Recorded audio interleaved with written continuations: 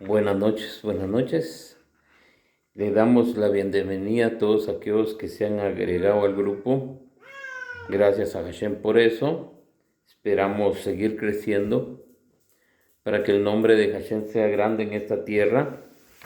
Estamos con el capítulo número 3 de la Mishnah número 17, 10, que es una Mishnah algo grande, pero vamos a tratar de desarrollarla a un nivel que se entienda y que sea placentera a ustedes, ¿verdad? El Rabí Elíasar ben Azaría solía decir: donde no hay Torah, no hay moral, no hay moral social. Donde no hay moral social, no hay Torah. Donde no hay sabiduría, no hay temor al cielo. Donde no hay temor al cielo, no hay sabiduría. Donde no hay inteligencia, no hay conocimiento. Donde no hay conocimiento, no hay inteligencia. Donde no hay alimento, no hay Torah. Y donde no hay Torah, tampoco hay alimento. Él mismo solía decir: aquellos cuyos conocimientos superan las acciones se parecen a un árbol cuyas ramas son muchas, cuyas raíces son escasas, de tal manera que cuando sopla el viento lo arranca y lo derrumba. Pues está escrito: sea como un árbol solitario en el desierto, que no disfruta de lo que es bueno, pues se encuentra en un paraje árido, en una tierra desolada y inhóspita. Pero aquel cuyas acciones superan a los conocimientos se parece al árbol cuyas ramas son escasas y cuyas raíces son muchas. Aunque todos los huracanes del mundo soplasen sobre él, no podrían moverse de su sitio, como está escrito: será como un árbol plantado junto a las aguas, que extienden sus raíces hasta el manantial. No le afectará el calor y sus hojas permanecerán siempre verdes. En la época de la sequía no tendrá de qué preocuparse ni dejará de dar su fruto. El Rabí Elíasar ben Azaría gozaba de ya de su juventud de la mayor y consideración. Descendía de una familia de sacerdotes. Entre los antepasados figura Esdras, el sumo sacerdote, que restauró la nación judía después del cautiverio de Babilonia. El Rabí Elíasar pertenecía a la 10ª generación de los descendientes de Esdras. Era todavía un niño cuando murió su padre, y su tutor le dio la educación esmerada, y fue en aquella época cuando los romanos conquistaron Jerusalén y destruyeron el templo. El príncipe, o sea, el Nazir de Israel, el Rabí Yohanan ben Zakkai, se marchó entonces con sus alumnos a Yadvé, donde al morir a él lo sucedió el Rabí Gamaliel I como príncipe y jefe de la escuela. Más adelante, este se enfermó y su discípulo Rabí Yehoshua, en un conflicto serio que tuvo por resultado la deposición del Rabí Gamaliel, entonces eligieron en su lugar al Rabí Elíasar ben Azaría. Y a pesar de que solo tenía 18 años, cuando más tarde el Rabí Gamaliel se reconcilió con el Rabí Yehoshua y fue restaurado, por lo tanto, en su dignidad de Nazir y de jefe de la escuela, el Rabí Elíasar conservó, sin embargo, el cargo de presidente del Sanedrín, que compartió a partir de entonces con el Rabí Gamaliel. El Rabí Elíasar ben Azaría participó además activamente en la vida política del pueblo y acompañó al Rabí Gamaliel y a Yehoshua ben Hananía y el Rabí Akiva en un viaje que hicieron a Roma para oponerse a los siniestros proyectos del emperador Domiciano, que quería exterminar a los judíos, y los contemporáneos del Rabí Elíasar le llamaban el cofrecito de arena. en homenaje a sustento y variados conocimientos, y también apreciaba su dulzura y mansedumbre que contrastaban con la severidad del rabí Gamaliel. En efecto, este se negaba con la severidad del rabí Gamaliel. En efecto, ese se negaba a admitir como discípulo a todos aquellos que no le parecían tener bastante entereza moral. En cambio, el rabí Elíasar permitió el acceso a la escuela a todos los alumnos sin discriminación, pues estaba convencido de que un conocimiento más profundo de la Torá les ayudaría a fortalecer su carácter. Y el rabí Elíasar ben Azaría alcanzó una edad muy avanzada y trabajó durante muchos años para el bien de su pueblo. No volvió a presenciar acontecimientos tan terribles como la persecución de Adriano. Y el rabí Yehoshua ben Hananía dijo un día, refiriéndose a él: la época que conoció a un hombre como el rabí Elíasar no puede ser considerada como dejada de la mano del santo bendito sea. Tras esta breve enseñanza biológica, pasaremos ahora a las máximas, porque son varias máximas que este sabio puso, que nos corresponde analizar aquí. Don Abanel planea el propósito de esta misma como una serie de problemas importantes que exponemos a continuación. Número 1. ¿Cómo puede afirmar el sabio que sin Torá no hay moral social? Esta declaración contradice nuestra experiencia diaria. Muchos judíos no saben nada de Torá. Poseen, sin embargo, notables cualidades y se comportan con la mayoría de distinción existente, igual que muchos judíos que ignoran nuestra ley y se esfuerzan por tener modales correctos y distinguidos. Número 2.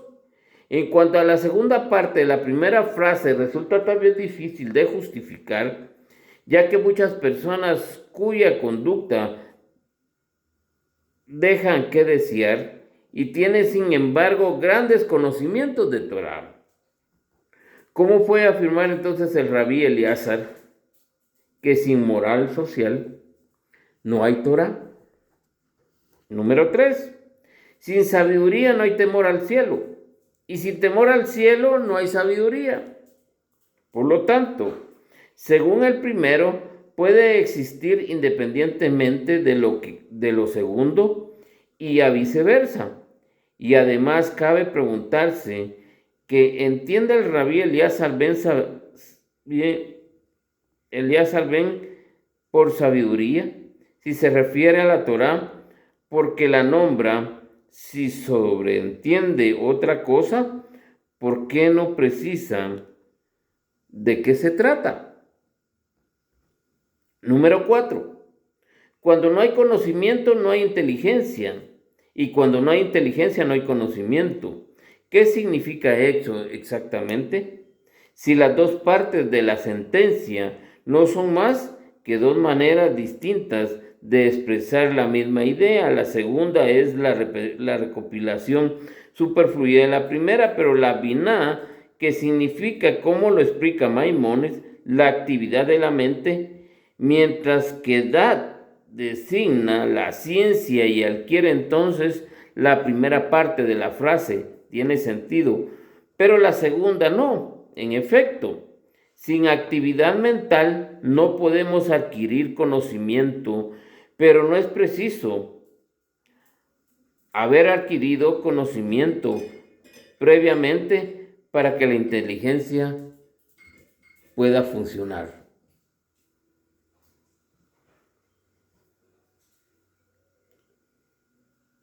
Número 5. Sin harina no hay Torá, y sin Torá no hay harina. La palabra harina designa aquí los alimentos en general. Es indudablemente justo afirmar que la satisfacción de las necesidades corporales es necesaria para poder emprender el estudio de la Torá. En cambio, no es fácil comprender por qué no hay alimento cuando no hay Torá, ya que mucha gente no sabe nada de nuestra ley. Dispone, sin embargo, las grandes provisiones de víveres. Número 6. Cómo las cosas enumeradas en este texto se condicionan recíprocamente, lógicamente, deben ser idénticas entre sí, en cuyo caso toda la Misná no es más que una tautología. En otras palabras, sin la falta de moral social o dedicación excluye la Torá y así viceversa. Las palabras Torá y moral social designan exactamente la misma realidad. Es como el rabí Elíasar dijera: sin Torá no hay Torá. Es objeción. Se aplica a todas las frases de la Misná consideradas una por la otra.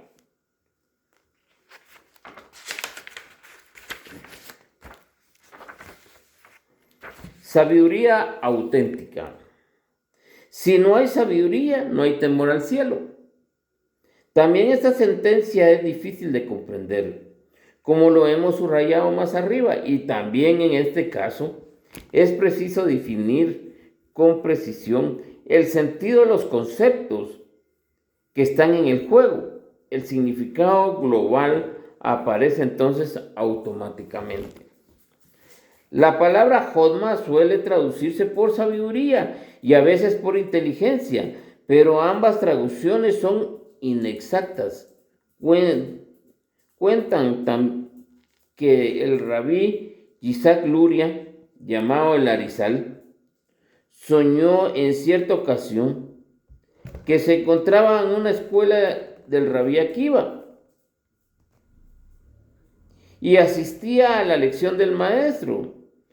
Cuando le habló del sueño a sus alumnos, estos le rogaron que repitiera lo que había aprendido en la yeshiva del rabí Akiva. Hijos míos, contestó el rabí Isaac, ni en 70 años podría contarlo todo lo que me enseñó ahí en un intervalo de tiempo tan corto como lo que es un sueño. En un sueño uno puede vivir desde que tiene uno un año hasta la vida misma ahorita, en una noche. El sueño es bien compacto, pero nos damos muchas ideas. Mucha gente sueña que era niña y luego sueña nuevamente que tiene su edad previa, y son sueños que son bien reales.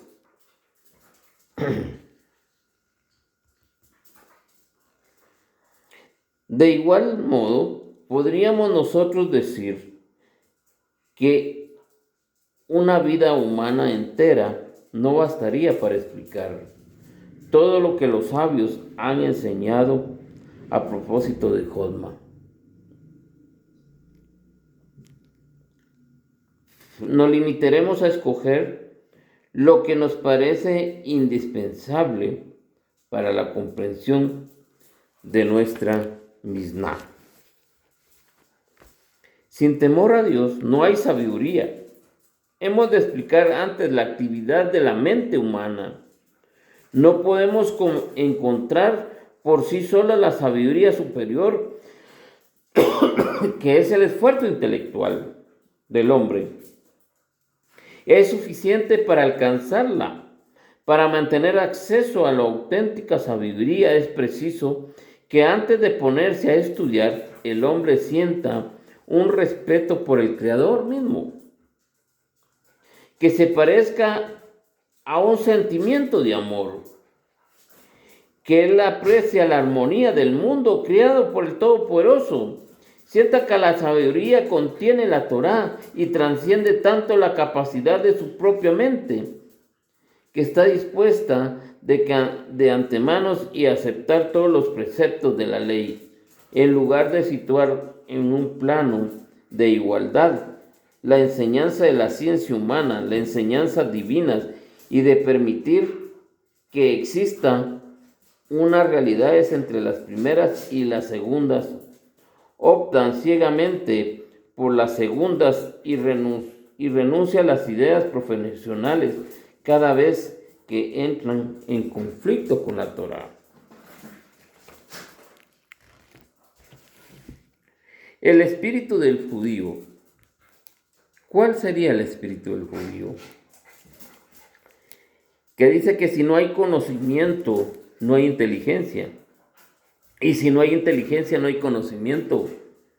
Las definiciones respectivas de Binah y Dat son de por sí un problema. Según el Rabí, Dat es el conocimiento mismo basado en determinados motivos.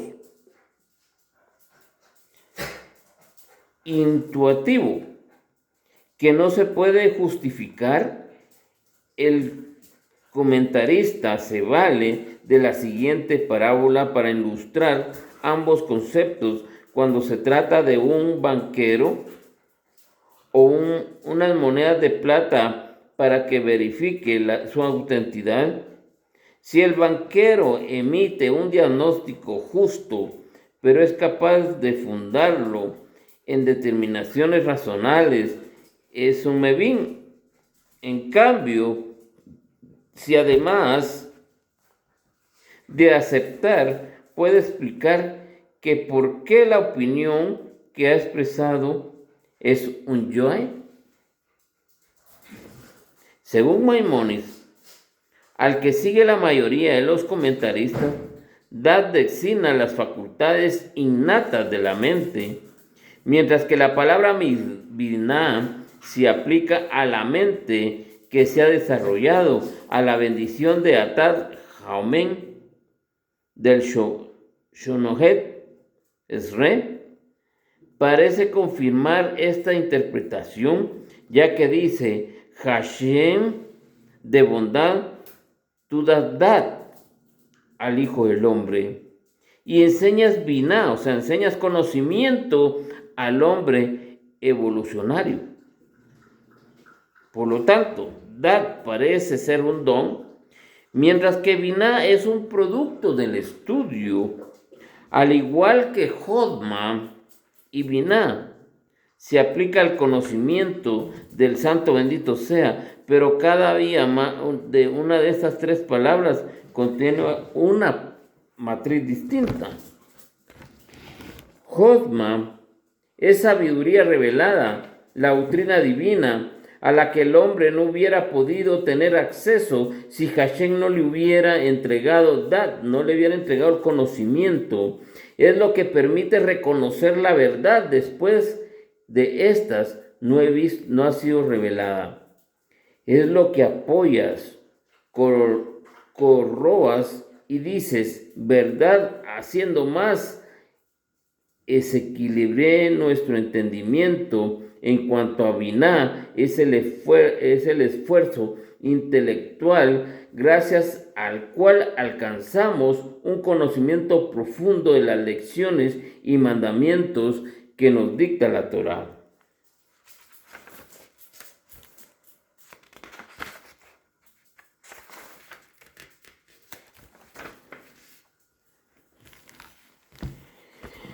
La inestabilidad de la filosofía. Según Don Abarnel, en esta máxima del Rabí Eleazar ben Azaría, la palabra Jodma, que significa sabiduría, significa pensamiento filosófico, y Maasaín, que son las acciones, es el hecho de seguir los caminos de la Torá.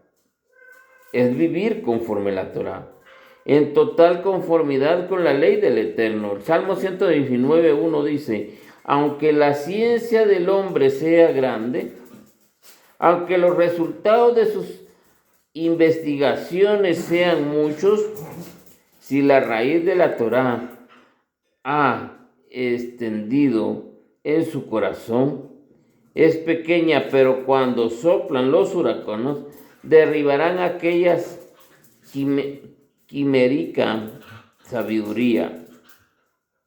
La historia demuestra rotundamente la validez que esta aceleración que ha sido de las soberbias construcciones filosóficas y descartes de Locke y Kant de los demás pensadores. El huracán que los ha investido las ha desarraigado y las ha echado por la tierra. Bien podemos aplicarles el primer de los versos de Yirmiyahu citado como el rabí Eleazar, todos los esfuerzos de los hombres que confían exclusivamente en las fuerzas de los pensamientos humanos están abocados al fracaso. La naturaleza, la filosofía secular es tal que no permanece y no permite tener raíces sólidas en este mundo,